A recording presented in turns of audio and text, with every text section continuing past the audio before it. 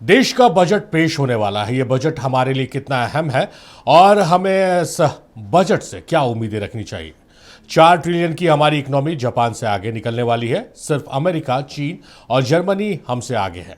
खुदरा महंगाई की दर 2% से कम है। अनाज का उत्पादन अच्छा हुआ है। ग्रामीण आय में उछाल आई है। रिजर्व बैंक कह रहा है कि हम तेज विकास कर रहे हैं। कम महंगाई और नौकरियों में अच्छी वृद्धि दर के उस दौर में आ गए हैं जिसे अमेरिकी अर्थशास्त्री डेविड सुलेमान ने गोल्डी लैक बताया है। वहीं दूसरी ओर 90 के दशक में जिस सॉफ्टवेयर सेक्टर ने भारत में नए मिडिल क्लास को जन्म दिया, वह बीते 9 महीने में सिर्फ 17 भर्तियां हुई हैं। जाहिर है हमारी तरक्की से हमारा श्रम बाजार अछूता रह गया है। क्या है बजट 2026 के मायने, आज इसी मुद्दे पर चर्चा करेंगे आपके favourite talk show to the point में।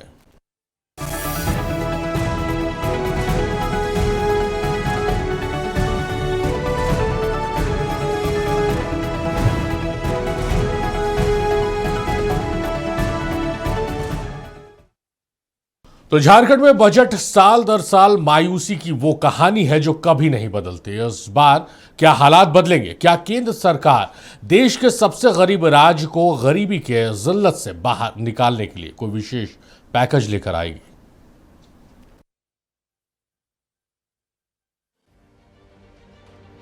देश के बजट को देखते हुए कई बार लगता है कि इस बजट में झारखंड कहां है। शायद बजट के निर्माता ये भूल जाते हैं कि झारखंड भी इसी देश का एक राज्य है और सबसे गरीब राज्य के तौर पर केंद्र के ज्यादा स्नेह का हकदार है। पिछले साल के बजट में जहां बिहार छाया रहा, वहीं झारखंड को भी कुछ सौगातें मिली। सबसे ज्यादा जोर राज्य में रेलवे के विकास पर रहा। बजट में झारखंड में रेल विकास के लिए 7,306 करोड़ रुपए का आवंटन किया गया। राज्य के 57 स्टेशनों को अमृत स्टेशन बनाने के लिए 2,314 करोड़ का आवंटन हुआ। टाटा से वाराणसी और बिलासपुर के लिए 2 वंदे भारत एक्सप्रेस को मंजूरी दी गई। झारखंड को पूर्वोदय स्कीम से जोड़ा गया। राज्य में उद्योग के विकास और खनन के लिए 18,000 करोड़ निवेश को मंजूरी दी गई।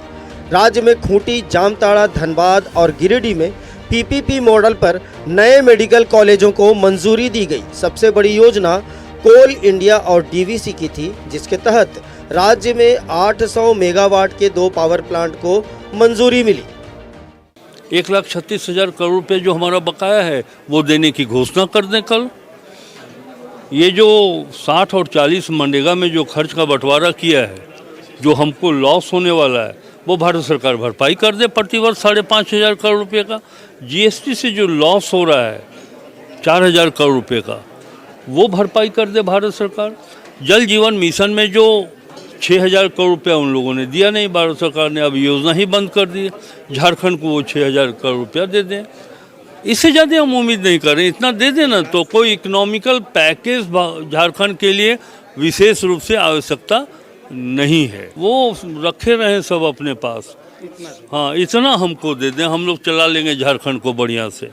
झारखंड राज्य के एक नागरिक होने की हैसियत से मुझको यह लगता है कि इस राज्य की बेहतरी के लिए केंद्र सरकार अगर बेहतर प्रस्ताव लेकर आती है तो ये स्वागत योग्य है। इस राज्य को भी इस फेडरल स्ट्रक्चर में केंद्र सरकार के सहयोग और समर्थन की आवश्यकता है। उम्मीद तो हम लोग हमेशा से किए हैं कि केंद्र सरकार के तरफ से झारखंड को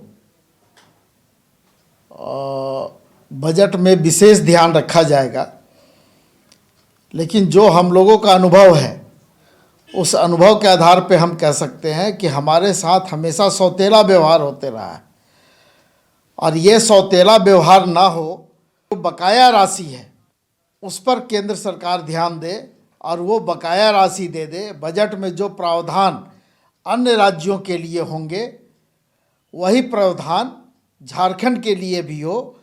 और सबसे बड़ी बात है कि ये आम बजट है, तो आम लोगों के लिए ये बजट हो, खास लोगों के लिए ये बजट ना हो। जहां जेएमएम और सहयोगी पार्टियां बजट में झारखंड की उपेक्षा का आरोप लगाती हैं, वहीं अहम विपक्षी दल बीजेपी का मानना है कि 2026 का केंद्रीय बजट अंतिम पंक्ति में बैठे व्यक्ति को समर्पित होगा, महिला सुरक्षा और आम जनता की भलाई को समर्पित होगा।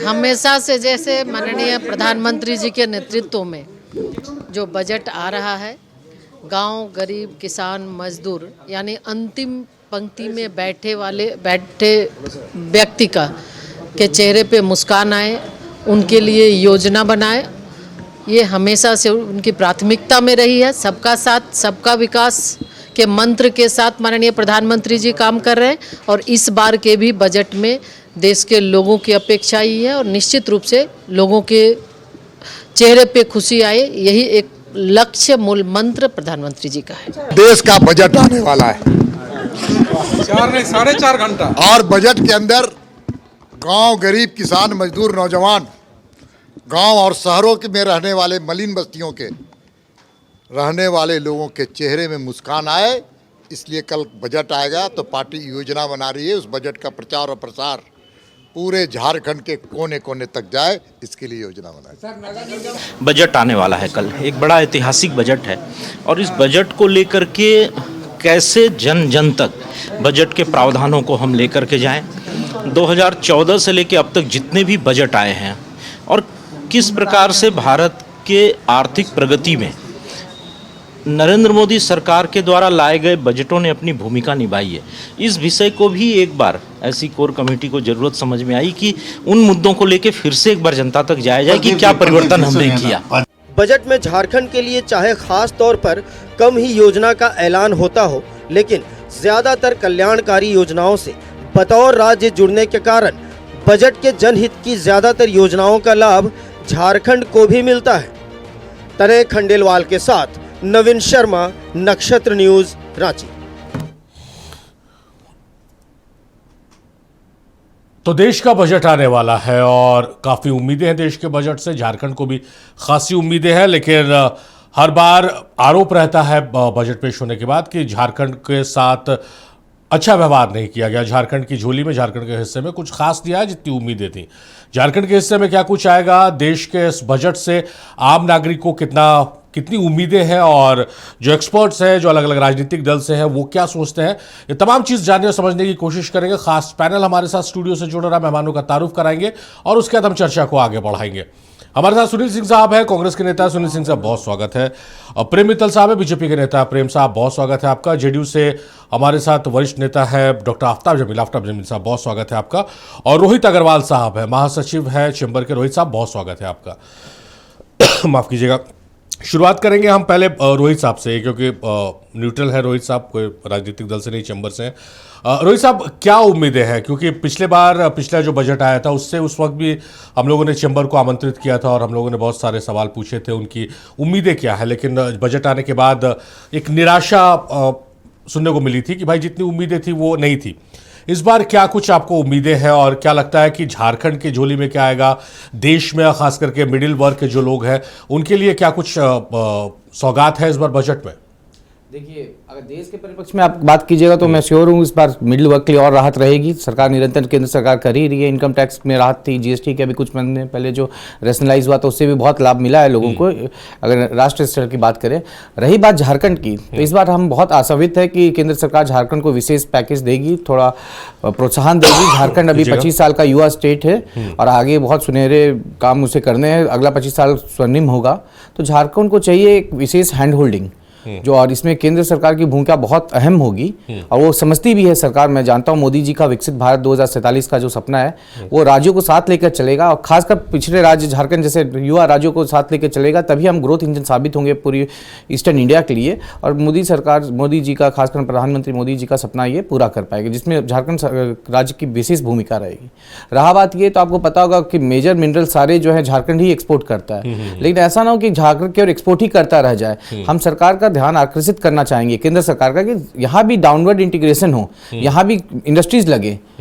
इंडस्ट्रीज आप देखिए तो हेवी इंडस्ट्रीज हो सकती हैं, रिवाइवल ऑफ एचईसी हो गया।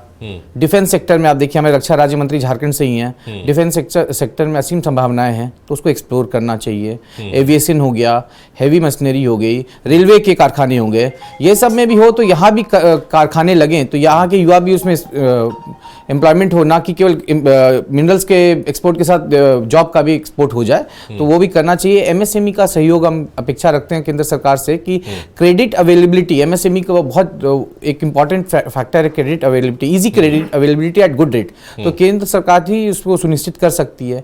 बाकी स्किल अच्छा, डेवलपमेंट आप की एमएसएमई का जिक्र करें। एमएसएमई और स्टार्टअप जो है केंद्र के जितने मंत्री हैं या सांसद हैं उनकी जबान पर एक तरह से बैठा हुआ है, लगातार एमएसएमई और स्टार्टअप के बारे में बात करते हैं। एमएसएमई और स्टार्टअप की क्या स्थिति है देश में?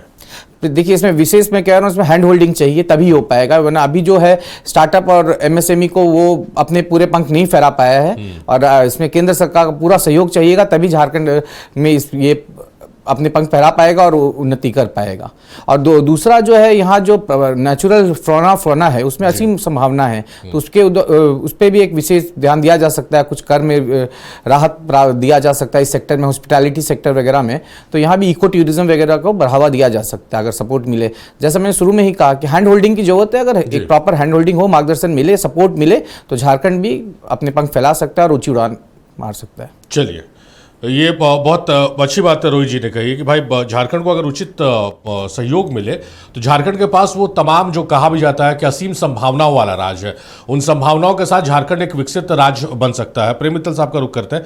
प्रेम मित्तल साहब, देश को भी बहुत उम्मीद है और झारखंड को खास करके उम्मीद बहुत ज़्यादा है। पिछले बजट से बहुत ज़्यादा जो उम्मीदें लगाकर बैठा हुआ था झारखंड, वो उम्मीदें पूरी नहीं हुई, और वित्त मंत्री का बयान हम सुना रहे थे कि भाई हमें सिर्फ आप विशेष कुछ पैकेज हमें मत दीजिए, आर्थिक मदद मत दीजिए, हमारे जो पैसे बकाए वो दे दीजिए, उससे हम निखार लेंगे झारखंड को। किस रूप में देख रहे हैं इन तमाम चीज़ों को?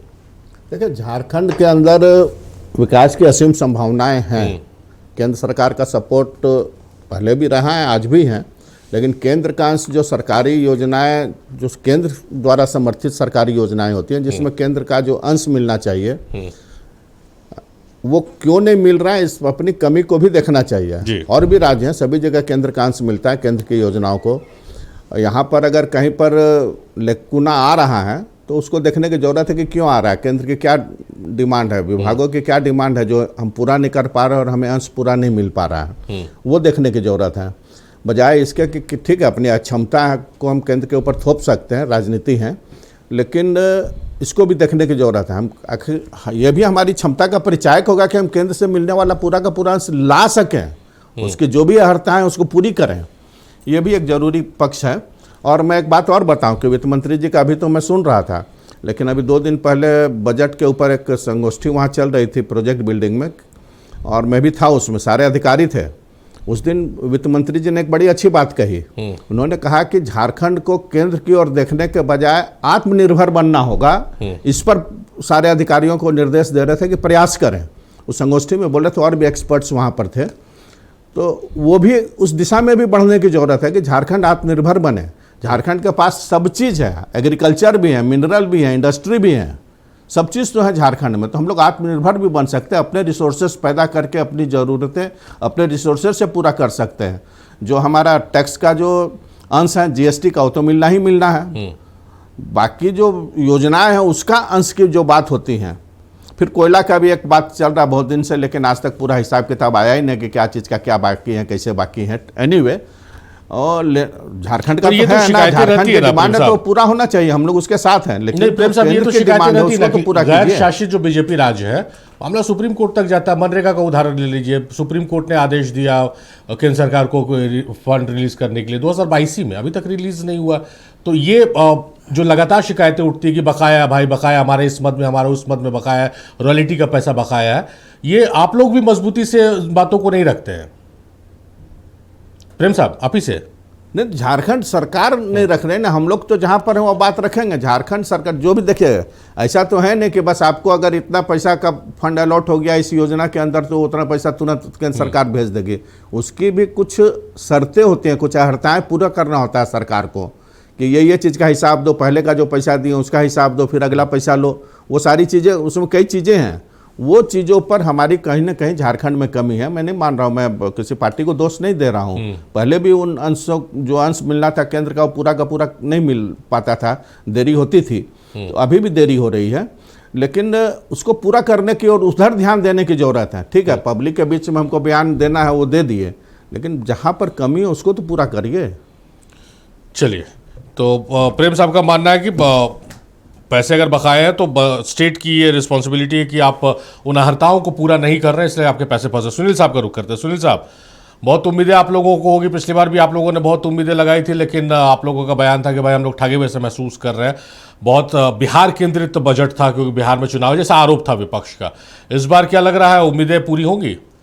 सारिफ जी, आपके दर्शकों को प्रणाम करता हूं। नक्षत्र चैनल ने बहुत महत्वपूर्ण विषय पर, झारखंड के महत्वपूर्ण विषय पर आज आपने आम बजट पर जो भारत सरकार का कल बजट पेश होने वाला है उस पर आपने चर्चा का विषय रखा है।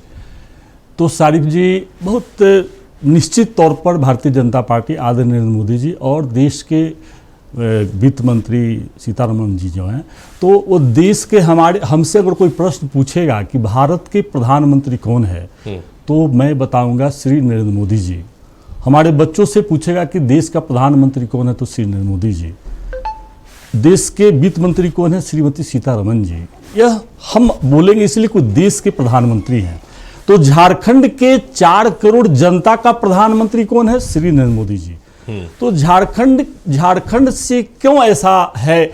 झारखंड की जनता लोकतांत्रिक सरकार महागठबंधन की सरकार चुनी है, अपना मत देकर चुनने का काम किया है। अगर भारतीय जनता पार्टी को यहाँ की जनता ने नाकारने का काम किया तो देश के प्रधानमंत्री को बड़ा दिल दिखलाने की आवश्यकता है। संघीय ढांचा में 28 राज्य में झारखंड भी भारत का एक महत्वपूर्ण राज्य आता है। जिस राज्य से मिनरल पूरे देश में जाता है, यहाँ के कोयला से गुजरात में 50,000 मेगावाट बिजली की उत्पादन होती है। यहाँ के कोयला से बंगाल में 25,000 मेगावाट की बिजली उत्पादन होती है। यहाँ का कोयला से बिहार में 15,000 मेगावाट की उत्पादन होती है। और झारखंड में जो बिजली का पार्ट्स है, जो आपका पतरातू है, अन्य जगह जो, उसको भारत सरकार बंद करने पर लगी हुई है, कमजोर करने पर लगी हुई, ताकि प्राइवेट लोगों को इस राज्य में जगह दिया जाए। अब हमारे अभी वित्त मंत्री महोदय जो बता रहे थे, देखिए हम अभी 1,36,000 करोड़ का जो मामला है सारिफ जी, ये बहुत स्पष्ट है। आप भी हमारे साथी बता रहे थे कि आहर्ता पूरा करना, संघीय ढांचा में आहर्ता पूरा किया जा रहा है। हमारे मुख्यमंत्री महोदय, आपको पता है कि 2004 से 2022 के बीच में पूरे देश में मिनरल्स का जिन जिन प्रदेश का हिस्सा बनता है, उन प्रदेश के लोगों ने माननीय सुप्रीम कोर्ट का दरवाजा 2024 जुलाई माह में खटखटाया था। उसके बाद अक्टूबर 2024 में माननीय सुप्रीम कोर्ट का आदेश आता है कि जिन जिन राज्यों का बकाया राशि कोयला का है, उन राज्यों को आप 12 किस्तों में अप्रैल 2026 से दिया जाए। तो मैं यह कहता हूं कि भारतीय जनता पार्टी के झारखंड से 14 लोकसभा में, यहां से आपका 9 सांसद यहाँ के भारतीय जनता पार्टी के इस राज्य से हैं। एक भारत सरकार के मंत्री आदरणीय संजय सेठ जी हैं, और 9 सांसदों ने आज तक, और झारखंड के कोई विधायक, जो 21 विधायक भारतीय जनता पार्टी के हैं, किसी विधायक ने इस राज्य के 4 करोड़ जनता, जो 9 सांसद बीजेपी का चुना है, जो 21 विधायक भारतीय जनता पार्टी का चुना है, वो कभी भी एक शब्द भी इस राज्य के साथ नहीं उठाए। देश के प्रधानमंत्री के समक्ष, देश के वित्त मंत्री के समक्ष यह बात नहीं रखने का काम किया कि इस राज्य का 1,36,000 करोड़ दिया जाए, इस राज्य के जल नल योजना का 6,500 करोड़ दिया जाए, इस राज्य के मनरेगा के मजदूरी को 1,300 करोड़ रुपया दिया जाए, इस राज्य के विधवा और वृद्धा पेंशन के 300 करोड़ रुपया दिया जाए, इस राज्य का बकाया 4,000 जीएसटी को दिया जाए, इस राज्य का बकाया अनुदान राशि 17,000 करोड़ रुपया दिया जाए। कोई भी सांसद बीजेपी का और विधायक आज तक बात रखने का काम नहीं किया। अच्छा, ये बताइए सुनील साहब, आप भी कह रहे हैं, वित्त मंत्री भी झारखंड के कह रहे थे कि भाई हमारा बकाया, आप भी अपने आप जो जवाब दे रहे हैं पूरा बकाया पे केंद्रित रखा हुआ, तो क्यों आप लोग बकाया पे ज़्यादा फोकस कर रहे हैं? आप लोग क्यों, आप उम्मीदें नहीं है कि भाई झारखंड के लिए इस बजट से कुछ उम्मीदें हैं?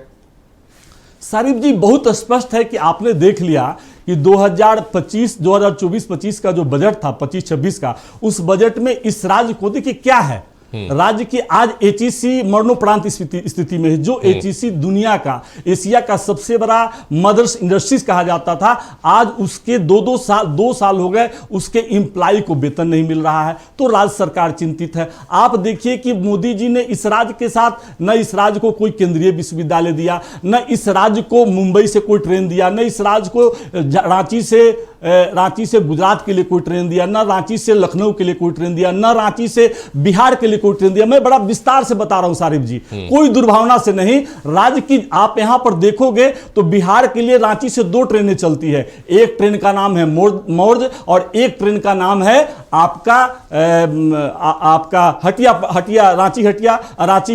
रांची पटना है, और एक ट्रेन है जनशताब्दी जिसको कांग्रेस पार्टी ने दिया, और इन्होंने कोई ट्रेन भारतीय जनता पार्टी के लोगों ने नहीं दिया। क्या दिया? वंदे मातरम, जिसका भाड़ा 1500 रुपया है। तो आप देखें कि इस राज्य को कोई केंद्रीय विश्वविद्यालय नहीं दिया भारतीय जनता पार्टी ने, जहां 4 करोड़ आबादी है। इस राज्य को कोई महिला विद्यालय भारतीय जनता पार्टी ने देने का काम कहीं नहीं किया।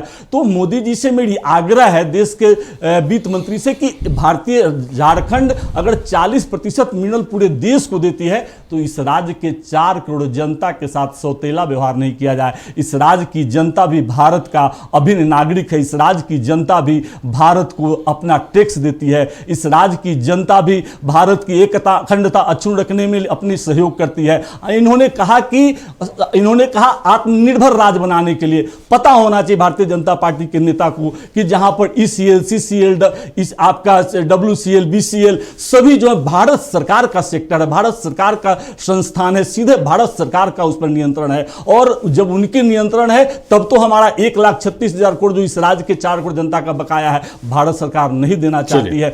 बार बार इस पर हम आवाज उठा रहे हैं, आग्रह कर रहे हैं। हमने इस पर आपको बताता हूं, सारिक जी बताए कि बात करनी चाहिए। आपका 24 नवंबर 2024 को मुख्यमंत्री श्री हेमंत सोरेन जी के निर्देश पर और इस राज्य के मुख्य सचिव श्रीमती अलका तिवारी जी ने भारत सरकार को 3 बार पत्र लिखा है कि 1,36,000 करोड़ ये पत्राचार लगातार हुआ, लेकिन आज तक उस पर कोई भी निर्णय और कोई भी चर्चा नहीं हुआ। इसलिए हम सबों को विश्वास है कि इस बार भी इस राज्य के 4 करोड़ जनता सौतेला व्यवहार से भारतीय जनता पार्टी मोदी जी, आदरणीय मोदी जी के नेतृत्व में ठगे जाएंगे। चलिए डॉक्टर आफ्ताब जमील का रुख करते हैं। आफ्ताब साहब, क्या उम्मीदें हैं इस बार केंद्र के बजट से देश के लिए? महंगाई को खास कर जिस तरह से जो आप लोग इसी वादे से आए थे सत्ता पर और जनता ने इसी बात को विश्वास किया था कि महंगाई कम होगी, महंगाई को लेकर, मिडिल क्लास को लेकर, झारखंड को लेकर, इंफ्रास्ट्रक्चर को लेकर।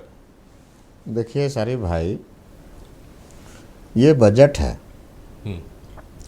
और पूरे देश के लिए ये बजट है, केवल झारखंड के लिए नहीं। तो बजट जब बनता है तो उसके पहले प्लान बनता है, और प्लान जो बनता है, आप छोटे से परिवार को भी चलाने के लिए महीना भर के लिए एक प्लानिंग बनाते हैं कि कौन चीज़ कितना मद में कौन पैसा खर्च होगा। ठीक इसी प्रकार से देश को चलाने के लिए, राज्य को चलाने के लिए भी बजट बनता है, और वो 5 वर्षीय होता है या 7 वर्षीय होता है, 5 ईयर प्लान या 7 ईयर प्लान होती है।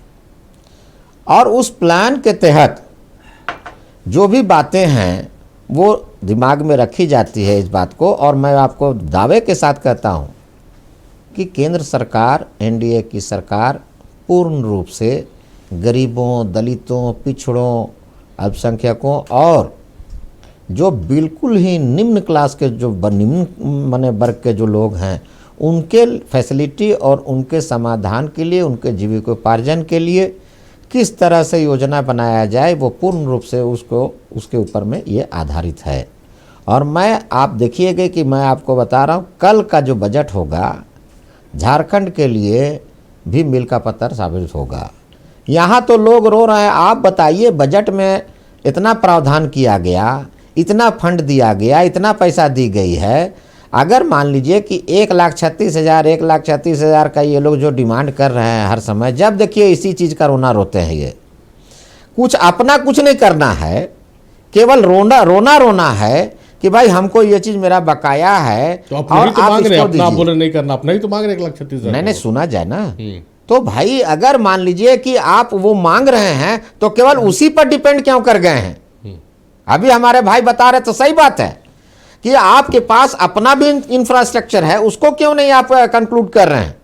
उसको आगे ले जाने की क्यों नहीं कर रहे हैं? आप पर्यटन क्षेत्र में यहाँ चाहिएगा तो बहुत सारी बातें हो सकती हैं। आप यहाँ NFDC का पहले हुआ करता था, फिल्म डेवलपमेंट कॉर्पोरेशन का, उसको आप डेवलप कीजिए। यहाँ पर जो मिनरल का है, तो यही बात आप लोग कह दीजिए ना कि भाई हम लोग आप लोग को मदद नहीं करेंगे, आपका बकाया नहीं देंगे, आप लोग जो करना कीजिए। अरे भाई, आपको जो मद में, जिस मद में जो प्लानिंग के तहत जो पैसा दिया जाता है, जो फंड दिया जाता है, पर्यटन का जिक्र कर रहे हैं। MS धोनी अब ब्रांड एम्बेसडर होने वाले हैं। पर्यटन के क्षेत्र में सरकार आगे बढ़ रही है। सर सुना जाए, सरकार ठीक है, MS धोनी आए हैं, उनका हम लोग स्वागत करते हैं, लेकिन MS धोनी को एम्बेसडर बना देने से केवल पर्यटन क्षेत्र में आगे बढ़ जाएगा, ऐसा कुछ हमको नहीं लगता है। आपका इच्छा शक्ति होनी चाहिए, राज्य सरकार की इच्छा शक्ति। जो यहाँ पर इतने लोग मिल करके यह सरकार चला रहे हैं, कांग्रेस, आरजेडी और आपका जेएमएम का, तो इनकी नीयत अनीति ही उस टाइप की है कि ये लोग किसी भी तरह से ये चाहते हैं कि केवल ठिकरा फोड़ दिया जाए केंद्र सरकार पर। भाई केंद्र सरकार को पूरे राज्यों को देखना है, और जो आपको पहले हम फंड दिए, पहले हम पैसा दिए, उसका आप जब भी हम मांगते हैं कि भाई उसका हिसाब दीजिए, तो आप उसको हिसाब देने के बजाय आप रोने लगते हैं। भाई आपको हिसाब देना होगा ना कि किस मद में कहाँ पर कितने पैसे आपने खर्च किए और उसका इनपुट क्या था, उसका आउटपुट क्या निकला। तो आप तो वो चीज़ करते नहीं हैं। आपको अगर कोई चीज़ देने से आपको देखिए पैसे की कमी नहीं है। केंद्र सरकार ने कभी भी झारखंड सरकार को केंद्र पैसे की कमी नहीं रखने दी, लेकिन भाई हल्की सी बात है ये कि आपसे ये मांगा गया कि जो आपने खर्च किया, किन मदों में कहाँ कहाँ पर कितने पैसे खर्च किए, आप उसको तो दीजिए। तो ये बोलते हैं हम लेटर भेज दिए, हम लेटर भेज दिए, हम लेटर भेज दिए। भाई लेटर भेज देना समाधान नहीं है। आप बैठ करके बात किए कभी क्या? आपको एचईसी के अभी उदाहरण दे रहे थे, एचईसी के बारे में राज्य सरकार ने क्या पहल किया? आप मिनरल के बारे में जो बात करते हैं वो सही बात है कि ये सर आप जब बोल रहे थे, आप बोल रहे थे हम सुने, ऐसा नहीं है। एचईसी भारत सरकार आप लोग देखिए थोड़ा सा संयम रखिए, हम जान रहे हैं। आप ही का जवाब दे रहे हैं, आप बोले राज्य सरकार क्या जवाब दे, बोले कि भाई केंद्र सरकार का अधीन है। एचईसी में आपने क्या किया? एचईसी भारत हाथ में क्या है करने को? फिर भारत सरकार का, भारत सरकार का है तो भारत सरकार का तो सभी चीज है। अच्छा आफ्ताब साहब, इनके हाथ में करने को क्या, आप वो बता। आप चाहते तो पहल करते, आपने पहल नहीं किया। एकदम ईमानदारी से आप अपने दिल पर हाथ रख करके सोचिए। दूसरी बात यह है कि जहां मिनरल की बात है, सच्चाई है, ये पूरे देश को ये मिनरल खिलाने का काम करता है, लेकिन यहां पर जो है आपका अपना इच्छा शक्ति। आपने कहां बोला कि हम पावर प्लांट बनाने चाह रहे हैं? आपने कहां बोला कि हम विद्युतीकरण करना चाहते हैं? आपने कहां बोला कि हम जल धन योजना हम यहां पर लाना चाहते हैं? जल का जो है हर घर जल जो नल का मामला है, आज आपने कहा? देखिए तो जितना केंद्र सरकार ने जो पैसा दिया था, आज किसके घर में नल का पानी चल रहा है? हमको थोड़ा सा बता कर दिखाइए। सारा योजना अधूरा लटका हुआ है और पैसे की बंदरबाट हो चुकी है। हम रिकॉर्ड पर बात कर रहे हैं, ऑन रिकॉर्ड। बताइए और आप क्या दूसरी है बात बंदरबाट का? भाई सुनिए, नहीं साक्ष्य क्या, देखिए झूठ अरे नहीं बोलिए। आप सुनिए, आप किसको साक्ष्य बंदरबाट जब हो गया? देना होगा, नहीं आप चैनल में बैठकर साक्ष्य आपको जगह पर मिल गया है। नहीं आप बताइए। और आप इसको नजरअंदाज नहीं कर सकते हैं। नहीं झूठा। मैं आरोप प्रत्यारोप लगाने के लिए वहां नहीं बैठा हूं। ये आप तो आरोपी लगा रहे हैं ना, सरकार है और एनडीए की सरकार में किसी के साथ भी अहित नहीं होगा, चाहे वे कोई भी वर्ग हो। आपने अभी गए थे, अभी जा करके बाहर से आप आए हैं, आपने कितने लोगों को यहाँ पर लाने का काम किया है? अभी तक तो हम लोग के सामने, जनता के सामने ये कोई बात नहीं आया कि कितने लोग यहाँ पर आए, यहाँ इंडस्ट्री कैसे बनेगी, यहाँ पर हवाई जहाज़ के क्षेत्र में, यहाँ एयरपोर्ट के क्षेत्र में, यहाँ पर शिपिंग कॉरपोरेशन के क्षेत्र में, यहाँ पर पर्यटन के क्षेत्र में, यहाँ पर फिशरी के क्षेत्र में, यहाँ पर एग्रीकल्चर के क्षेत्र में कौन से लोग आए हैं और कितना लगाने चाह रहे हैं? तो केवल आपको घूमना है, आपको बाहर जाना है और पूरा लाहौल लश्कर लेकर के जाना है, लाहौल लश्कर लेकर के आना है, आप फिर मांगना कि 1,36,000 रुपया हमरा दे दीजिए। चलिए ये दूसरा डिबेट का टॉपिक हो गया, लेकिन आफ्ताब जमील साहब, जो इस बार टाटा, लुलु ग्रुप और बहुत सारे ग्रुप ने झारखंड में निवेश को लेकर पहल की है, वो चीज़ें आ चुकी हैं सबके सामने। तो 1 फरवरी को वित्त मंत्री निर्मला सीतारमण रिकॉर्ड 9वीं बार केंद्रीय बजट प्रस्तुत करेंगे। इस बजट से देश भर के अधिवक्ताओं, खासतौर पर युवा और नए वकीलों को बड़ी उम्मीदें हैं। इसमें आर्थिक सुरक्षा से लेकर पेशेवर सुविधाएं जैसी मांगे शामिल हैं। आगामी बजट से न्याय व्यवस्था से जुड़े लोगों का क्या कहना है, आपको वो सुनवाते हैं।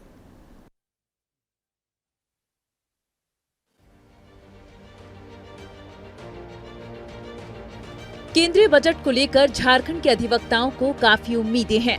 मुख्य तौर पर इनकी मांग ये है कि सरकार न्यायिक ढांचे को और मजबूत करने के लिए कदम उठाए। इसमें जजों की उचित संख्या में नियुक्ति, अदालतों की बुनियादी सुविधाओं में बढ़ोतरी, अधिवक्ताओं के लिए चैम्बर्स, लाइब्रेरी और अन्य जरूरी संसाधन मुहैया कराना शामिल हैं, ताकि न्यायिक व्यवस्था अधिक प्रभावी और सशक्त बन सके। न्याय ही लोकतंत्र का एक आधार है। तो न्याय व्यवस्था दुरुस्त हो तो इसके लिए न्यायिक व्यवस्था में जो इंफ्रास्ट्रक्चर चाहिए, वो चाहे बिल्डिंग हो या जजेज की संख्या हो, इससे में कहीं कोई कमी ना हो। नंबर ऑफ जजेस सुप्रीम कोर्ट में और इंक्रीज करने की ज़रूरत है, चूँकि जनसंख्या जब सुप्रीम कोर्ट बना था और उस समय जब जजेज का स्ट्रेंथ था, आज जो जजेज का स्ट्रेंथ होना चाहिए जब 150 करोड़ की जनसंख्या पहुंच रही है। हाई कोर्ट में जो सैंक्शन जो जजेज के पोस्ट हैं, उदाहरण के तौर पर झारखंड हाई कोर्ट में 25 जज होने चाहिए। सरकार के डिजिटल इंडिया फोकस को देखते हुए अधिवक्ताओं का मानना है कि न्यायिक ढांचे में बड़े डिजिटल बदलाव की जरूरत है। ई कोर्ट्स के लिए अधिक फंड का आवंटन किया जाना चाहिए ताकि डिजिटल हियरिंग और ई फाइलिंग की प्रक्रिया आसान हो सके। वहीं युवा वकीलों के लिए लैपटॉप और लीगल सॉफ्टवेयर पर टैक्स छूट या सब्सिडी दी जाए। इसके अलावा कानूनी सेवाओं पर जीएसटी में रियायत दी जानी चाहिए ताकि वकीलों और आम लोगों को राहत मिल सके। पेश होने वाले वार्षिक आम बजट से अधिवक्ताओं को भी काफ़ी आशाएं हैं।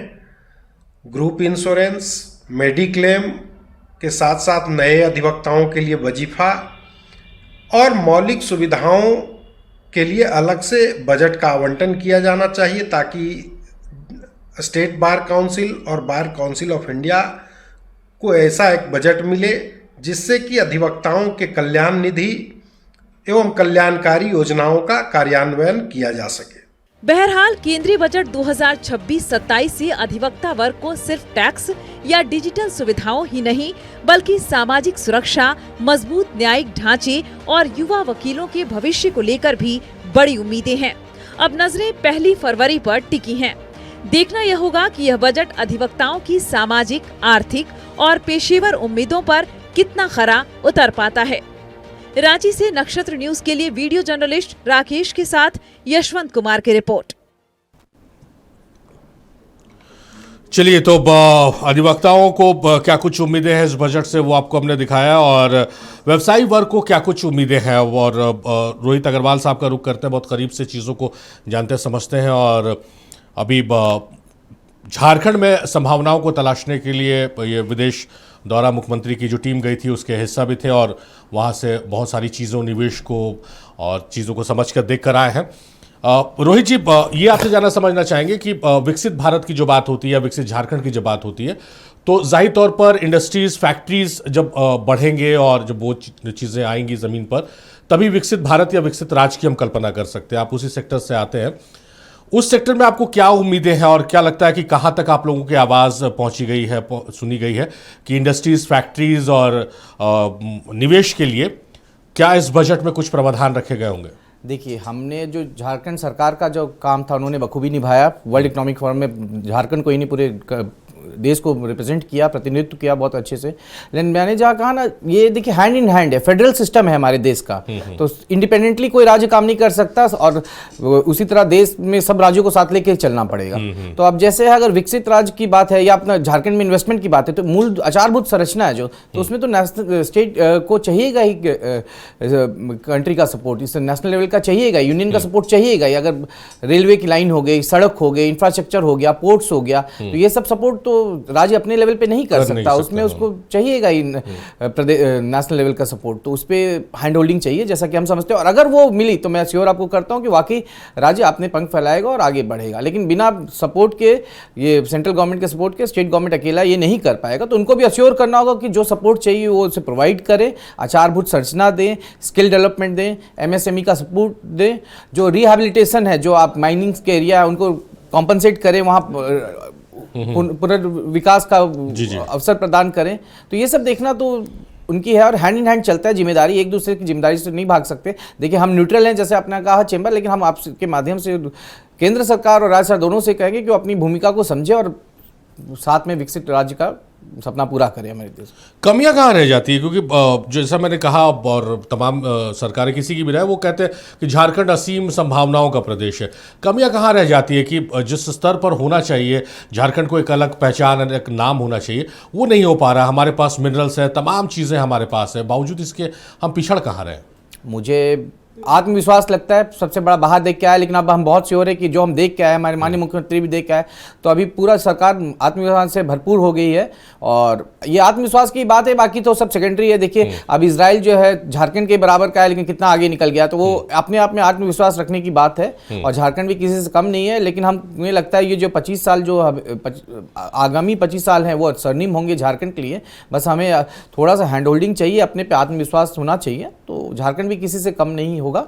हमारे यहाँ जो युवा फौज है, जो जीडी आप देखिएगा, जो हमारा जियोपॉलिटिकल ढांचा है उसमें युवा बहुत ज़्यादा है। जो एज है, एवरेज एज हमारी कम है, तो आबादी हमारी युवा है, तो ये बहुत बड़ा एक फैक्टर रहेगा, ग्रोथ इंजन रहेगा प्रगति के लिए राज्य का, जो कि बाकी राज्यों से हमें आगे इस मामले में करता है। चलिए, तो वर्ल्ड इकोनॉमिक फोरम दावोस में जो हुआ था उसमें शिरकत कर आए हैं रोहित, और बहुत पॉजिटिव नज़र आ रहे हैं और संभावनाएं साफ देखने को मिल रही है कि ये पॉजिटिव है, वहाँ चीज़ों को देख कर आए हैं, मुख्यमंत्री के विजन को इन्होंने समझा है, तो झारखंड में आने वाले दिनों में बदलाव होते नज़र आ सकते हैं। बीजेपी का रुख करते हैं मित्तल साहब, जिस तरह से रोहित कह रहे हैं न्यूट्रल है, ये देख कर आए हैं, चीज़ों को समझ कर आए हैं, अब ज़रूरत है कि अगर समन्वय बैठता है केंद्र और राज्य के बीच में, तो विकसित झारखंड की जो कल्पना, आप भी कहें, आप भी सत्ता में थे तो आप भी कल्पना करते थे, आज आप सत्ता में नहीं है, जेएमएम सत्ता में है, कांग्रेस सत्ता में, तो समन्वय की कमी कहीं ना कहीं दिख रही है। क्या लगता है कि इस बजट से वो समन्वय दिखने लगेगा केंद्र और राज्य में? देखिए, झारखंड के अंदर सबसे बड़ी कमी है कि यहाँ के अधिकारियों की नीयत, और अधिकारियों की नीयत ऐसी है और उस पर फिर नेताओं का नियंत्रण नहीं है। अभी मैं एक उदाहरण देता हूँ आपको, और सुनील जी आप अभी आफ्ताब जी से मांग रहे थे ना सबूत, देख लीजिएगा, मैं बता रहा हूँ आपको। एक केंद्र सरकार की स्कीम है पीपीपी मोड पर काम करने के लिए, ठीक है, और उस पीपीपी मोड में इस राज्य के अनेक विभागों के अनेक प्रोजेक्ट किए जा सकते हैं, हजारों करोड़ के। जी। लेकिन केंद्र सरकार की शर्त क्या, योजना केंद्र सरकार की ही है, वो सारा मदद करेगी, सारा प्लानिंग देगी, सारा ये देगी, कुछ अपना अंश भी देगी। शर्त यह है कि यहाँ पर उसके लिए अलग से पीपीपी सेल खोला जाए। ठीक है, विभाग डायरेक्ट डील करेगा तो आज ये अधिकारी है, कल दूसरा अधिकारी है, लेकिन अगर पीपीपी सेल है बना हुआ तो वो उसको मॉनिटर भी करेगा, उसको पीछा भी करेगा, हर विभाग से योजना भी लेगा, केंद्र सरकार से भी ये करेगा और उसको जमीन पर लाएगा। झारखंड सरकार ने 2 साल हो गया, झारखंड सरकार ने, अब देखिए सरकार का स्पीड, झारखंड सरकार ने सारा चीज़ किया, प्रस्ताव दिया, कैबिनेट में गया, पास हो गया, गवर्नर का साइन हो गया, संकल्प निकल गया, वैकेंसी निकल गया, सेटअप तो बैठाना होगा ना, एस्टेब्लिशमेंट जो चाहिए उसके लिए, और बड़े अफसर जो केंद्र सरकार का उसमें था कि कैसे क्या होगा, तो वो सारा हो गया, वैकेंसी निकल गई, यहाँ से सारे एप्लीकेशन आ गए, उसका शॉर्ट लिस्टिंग हो गया, इंटरव्यू का डेट फिक्स किया जाना था। एक बड़े अधिकारी के पास फाइल गया तो उसने लिस्ट देखा, बोला इसमें तो सब झारखंड का ही लोग है, प्रोफेशनल लोग थे, झारखंड में जैसे टैलेंटेड नहीं है, झारखंड का ही लोग है, कह के इंटरव्यू का डेट फिक्स नहीं किया। अब 2 साल से जो चीज़ पेंडिंग पड़ा हुआ, जो हजारों करोड़ों का काम हो सकता है बिना पैसा के, वो काम पेंडिंग पड़ गया। क्यों? उनका दिमाग में है कि वो सब पीएनपी या क्या पीएनसी से बड़ा बड़ा जो सीए फर्म जो है, जिसके थ्रू कंसल्टेंट्स आते हैं, उनके थ्रू हायर करके उन एक्सपर्ट्स को लाएंगे। झारखंड में उनको टैलेंट नहीं दिख रहा, बाहर का आदमी आएंगे। अब उसमें क्या होता है सब कोई जानता है, सुनील जी आप पता कर लीजिए, फाइल में सारा चीज़ लिखित में, मैं कह रहा हूँ झारखंड के ही आदमी लिखा हुआ उनके अधिकारी का उस फाइल में। मैंने मंत्री जी को भी ध्यान में दिलाया, उनके विभाग के जो मंत्री हैं, कि ऐसा ऐसा हुआ है देखिए। तो ये जो अफसरों की जो नीयत है ना, और जो कार्य पद्धति है यहाँ पर, और नेताओं का नियंत्रण होना चाहिए जो उतना नहीं है, क्योंकि बड़े अधिकारी थे और प्रभावशाली अधिकारी थे, तो मंत्री जी भी वहाँ पे कुछ नहीं कर पाए। सुनील साहब, तो ये तो जो मित्तल साहब बात बोल रहे हैं, ये बातें तो देखने को मिलती है कि झारखंड में अफसरशाही हावी है। विधानसभा में भी अधिकारियों पर आरोप लगता है कि भाई होमवर्क कर नहीं आते हैं, जवाब नहीं मिलते हैं माननीय सदस्यों के। तो किस रूप में इसको देखते हैं? जब अफसर इस तरह से ढीले रहेंगे या अफसरशाही हावी रहेगी, तो फिर विकास का पैमाना कैसे हम आकेंगे? मैन पावर की भी कमी है झारखंड में। देखिए सारिक जी, हम लोग यहाँ पर बैठे हैं बड़ी महत्वपूर्ण विषय पर चर्चा करने के लिए, और सभी पैनल भी बहुत महत्वपूर्ण रूप से अपनी बात को रख रहे हैं। यह सीधे तौर पर आरोप लगा देना, अगर पदाधिकारी यहाँ के सही नहीं हैं, तो समय के पहले कैसे सीरम टोली फ्लाईओवर पूरा हो गया, समय से कैसे आपका कांटा टोली फ्लाईओवर पूरा हो गया, तो पदाधिकारियों ने अपनी भूमिका, आप देखिए बार बार भारतीय जनता पार्टी के द्वारा लॉ एंड ऑर्डर पर आवाज़ें उठाई जाती है। आप देखिए कैरो गांधी जी के अपहर्ता गिरफ्तार हुए, आप जो भी महत्वपूर्ण, तो पुलिस भी अपना काम करे, पदाधिकारी भी अपना काम करे। देखिए अभी आरोप जो लगाया जाता है जी, आप देखिए, आप सभी लोगों को जानकारी है, मैं बड़ी महत्वपूर्ण विषय पर आपको ध्यान आकृष्ट करा रहा हूं आपके चैनल के माध्यम से, कि रघुवर जी की सरकार 2014 से 2019 के बीच में डॉक्टर मनमोहन सिंह जी की एक बड़ी सपना थी पूरे देश के लिए कि हर राज्य का स्वास्थ्य सुरक्षा मिशन के तहत 90% जो सदर अस्पताल है, जिला अस्पताल है, उसको फंड दिया जाता था, और वह फंड यहाँ के रांची के सदर अस्पताल को मिला और वह 500 बेड का तैयार हो गया। लेकिन आदरणीय रघुवर दास की सरकार पीपी मोड में देने के कारण 5 वर्षों तक 500 बेड का हॉस्पिटल इसी तरह रह गया। उन्होंने देने का काम नहीं किया, जो स्वास्थ्य की सबसे महत्वपूर्ण चीज है उस पर उन्होंने कभी भी ध्यान नहीं दिया। और वही सदर अस्पताल जब हेमंत सोरेन की सरकार इस राज्य की जनता ने चुना, और देखिए चुनते ही एक पूरे दुनिया में महाकाल कोविड के रूप में आया और सदर अस्पताल इस राज्य के ज्यादा से ज्यादा व्यक्ति को सुरक्षित किया। और आज सदर अस्पताल पूरे देश का एक मॉडल अस्पताल बना हुआ है, और यहाँ पर लोग आते हैं यूपी से प्रतिनिधिमंडल आया था यहाँ पर अध्ययन करने के लिए अस्पताल कैसा है। तो हेमंत सोरेन की और महागठबंधन की सरकार की एक बड़ी सफलता है। और डॉक्टर मनमोहन सिंह जी ने इस राज्य के साथ में रघुवर जी की सरकार थी, तो रघुवर दास भारतीय जनता पार्टी के नेता होते हुए भी हमारे इस राज्य के मुख्यमंत्री थे, 4 करोड़ जनता के मुख्यमंत्री थे। तो डॉक्टर मनमोहन सिंह ने किसी भी तरह का इस राज्य के सौतेला व्यवहार नहीं किया। और यहां पर डेवलपमेंट की जितनी भी राशियां थी, आप देखेंगे कि 2004 से लेकर 2014 के बीच में इस राज्य में 6 लेन 4 लेन सबसे ज्यादा बना, और डॉक्टर मनमोहन सिंह ने 1 पैसा कम करने का काम नहीं किया। लेकिन जैसे ही आपका यहां पर हमारी सरकार देश में आदरणीय नरेंद्र मोदी जी की बनी, सीधे इस राज्य के साथ सौतेला व्यवहार शुरू हो गया। और इस राज्य की डेवलपमेंट रेलवे में हो, शिक्षा में हो, चिकित्सा में हो, सभी जगह रोके जाने लगे। आदरणीय मोदी जी कहते हैं, भारतीय जनता पार्टी के लोग कहते हैं कि मैं 5वीं अर्थव्यवस्था हूं। सादिक जी, आप जानते हैं, पूरा देश जानती है कि 2024 से लोकसभा चुनाव में भारतीय जनता पार्टी की जो सबसे बड़ा नारा था कि मैं 80 करोड़ लोगों को लाइन में लगाकर 5 केजी अनाज देता हूं, तो क्या 6 महीना में हम विश्वगुरु हो गए? क्या हम 6 महीना में शक्तिशाली हो गए? और आज वो नारा खत्म हो गया। जो भारत देश के 130 देशों में मोदी जी की सरकार में 111वें नंबर पर भूखा में आता है, जो डॉक्टर मनमोहन सिंह की सरकार में 53 नंबर पर आया करता था। तो भारतीय जनता पार्टी, आदरणीय मोदी जी, भारतीय जनता पार्टी इस राज्य के जनता को और झारखंड के साथ लगातार सौतेला व्यवहार किया जा रहा है। में तो चौथे, जापान को छोड़कर चौथे नंबर पर सबसे बड़ी अर्थव्यवस्था दुनिया में हो गई भारत। ये कौन कह रहा है? ये भारतीय जनता पार्टी के नेता बोल रहे हैं।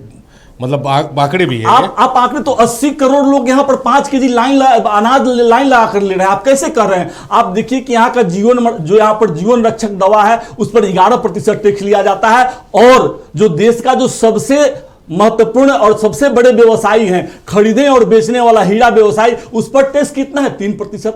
आपका किताब कॉपी पर टैक्स कितना लेते हैं? 5 से 12% लेते हैं कि बच्चे इस देश का पढ़े नहीं, इस राज्य का पढ़े नहीं। और आप जहां पर टैक्स हीरा पर लगाना चाहिए 22 से 25%, वहां टैक्स आप 3% लेते हैं। तो इनकी नीयत और नीति, आदरणीय नरेंद्र मोदी जी की और इनकी टीम की नीयत और नीति सही नहीं है। और फिर आपको सारिक जी मैं कहता हूं कि झारखंड के मुख्यमंत्री, महागठबंधन की सरकार इस राज्य के लिए बहुत संवेदनशील है। मैं आपके चैनल के माध्यम से लोकतांत्रिक और संघीय व्यवस्था में आदरणीय मोदी जी से जरूर आग्रह करूंगा कि अगर हमारी बात, हम भी एक सामाजिक कार्यकर्ता है, कांग्रेस पार्टी का एक कार्यकर्ता है, हमारी बात आप तक पहुंच रही है तो आप ठीक है महागठबंधन की सरकार के साथ सौतेला व्यवहार करिए, लेकिन इस राज्य के, झारखंड के राज्य के 4 करोड़ जनता के साथ सौतेला व्यवहार नहीं करिए। चलिए आफ्ताब जमील साहब, आप लोगों को तो काफी उम्मीदें हैं बजट से, लेकिन जो सत्ता पक्ष और केंद्र में आपका विपक्ष है उनको बहुत ज़्यादा अपेक्षाएं नहीं है, और ख़ास करके महंगाई को लेकर। नहीं, देखिए महंगाई तो अगर बोलिएगा अभी के टाइम में वैसा महंगाई है भी नहीं। और आप देखिए कि पिछले जो राज्य सरकार में थे और उन सरकारों के रेजिम में जिस तरह की महंगाई हुआ करती थी, कांग्रेस समर्थित जो सरकारें हुआ करती थी, उस रेजिम में और आज के रेजिम में आप फर्क जो है आपको खुद ब खुद महसूस हो जाएगा। महसूस होता है 5% सैलरी बढ़ रही, 15% खर्च बढ़ रहा है। नहीं ठीक है भाई, देखिए आप जब इंफ्रास्ट्रक्चर बढ़ेगा, भारत जो है विकासशील देश है, विकसित नहीं है। जब आपको इसको डेवलपमेंट करना होगा, इस देश को, इस राष्ट्र को अगर डेवलप करना है तो ये सारी चीज़ें आपको देखनी होंगी। और राष्ट्र का विकास जब होगा तो आपका भी विकास होगा, और जब राष्ट्र के विकास होंगे तो निश्चित रूप से यहाँ के प्रत्येक व्यक्ति का सर्वांगीण विकास होगा। तो उन विकास को करने के लिए जो योजनाएं बनाई जाती हैं, उन योजनाओं को कार्यान्वयन करने के लिए भी बहुत सारी चीज़ें लगती हैं।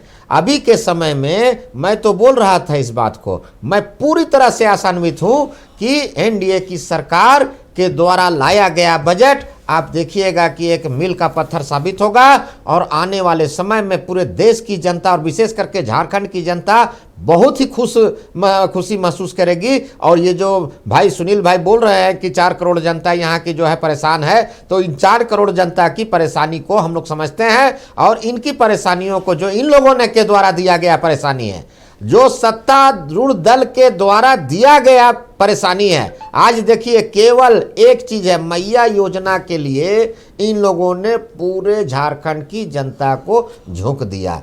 किसी तरह का कोई भी प्रावधान बजट में इनके द्वारा नहीं है, और मैया योजना किसी तरह से दे दिया। अब सारा योजना यहाँ का बंद हो चुका है। आप आम जनता से पूछिए, हम किसी पर आरोप नहीं लगा रहे हैं। और भाई हमारे सुनील जी बहुत सुलझे हुए व्यक्ति हैं, कांग्रेस के बहुत वरिष्ठ नेता हैं, और भी हमारे यहाँ दामोद से आए हैं हमारे भाई, वो घूम करके उनका भी जो भाषण है वो अगस्त में नहीं जाएंगे, क्योंकि वो बेचारे घूम के आए हैं, वहाँ से देख करके आए हैं, वो अगस्त में बोल नहीं पाएंगे। जो उनको ओरिजिनल बात बोलना है तो ओरिजिनल बात बोल नहीं पा रहे हैं। सरकार लेके नहीं जाती तो ओरिजिनल बात बोलना है वो नहीं बोल पाएंगे। हम आपको दावे के साथ कह रहे हैं, आपका जवाब दे रहे हैं, नहीं बोल पाएंगे ना बेचारे। कुछ बोल रहे इसलिए हम रोहित भाई का हम विरोध नहीं कर रहे हैं, हम देखिए हम उनका विरोध नहीं कर रहे हैं। वो न्यूट्रल बॉडी है, उनको राजनीतिक बातों में वो नहीं बोल पाएंगे, वो बोलेंगे सरकार की भाषा, राज्य सरकार की भाषा को ही बोलना चाहिए। न्यूट्रल बॉडी है, आफ्ताब साहब न्यूट्रल रहने दीजिए उनको। सुनील साहब कम शब्दों में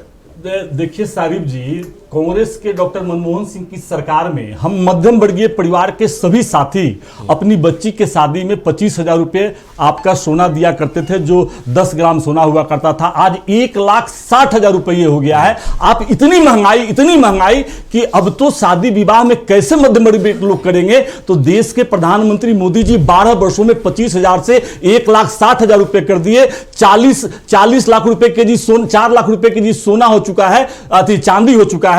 तो आप समझिए सारिफ जी कि कहां इस देश को लेकर मोदी जी जा रहे हैं। आप समझिए कि बेटी बच्ची की शादी में अब आदमी कुछ दे नहीं सकता है, और कितनी बाधा पहुंच रहा है। जिस देश में सोना जब महंगा हो तो समझिए कि उस देश की अर्थव्यवस्था बहुत निचले पैदान पर है। चलिए रोहित साहब, वाइंड अप कॉल आपसे लेंगे। वाइटल कॉल तो यही है, मैं आपके चैनल के माध्यम से केंद्र सरकार और राज्य सरकार से रिक्वेस्ट करूंगा कि समन्वय बना के हमारे प्रदेश की उन्नति पे ध्यान दिया जाए, और ये सब बातों में कुछ नहीं है। हमें समन्वय, व्यापारी वर्ग जो है वो न्यूट्रल है, हमें किसी केंद्र सरकार से भी हम वही आशा रखते हैं, और हम भी वही सपोर्ट का उनको आश्वासन देते हैं। उसी प्रकार राज्य सरकार से भी हम पूरी सपोर्ट का आश्वासन देते हैं। हमारी जो ड्यूटी हम कर रहे हैं सर, समय पर टैक्स दे रहे हैं, समय पर कार्य पूरे करते हैं, जो भी हमें जिम्मेवारी मिलती करते हैं, तो बदले में हम भी उम्मीद करते हैं कि सरकार भी अपना कार्य ईमानदारी से करे और देश की प्रगति में योगदान दे। चलिए, ये बहुत अच्छी बात रोहित साहब ने कही है अपने वाइंड अप कॉल में कि भाई केंद्र से भी उम्मीदें हैं, राज्य से भी उम्मीदें हैं, और दोनों ही को सहयोग करने के लिए व्यापारी वर्ग खड़ा रहता है। उम्मीद करते हैं कि इनकी जो उम्मीदें हैं, विपक्षी जो उम्मीदें हैं, वो कल आने वाले बजट से पूरी हो जाए। बहुत शुक्रिया सुनील साहब आपका, प्रेम मित्तल साहब आपका बेहद शुक्रिया, डॉक्टर आफ्ताब जमील साहब आपका शुक्रिया, रोहित साहब आपका बेहद शुक्रिया। आप लोग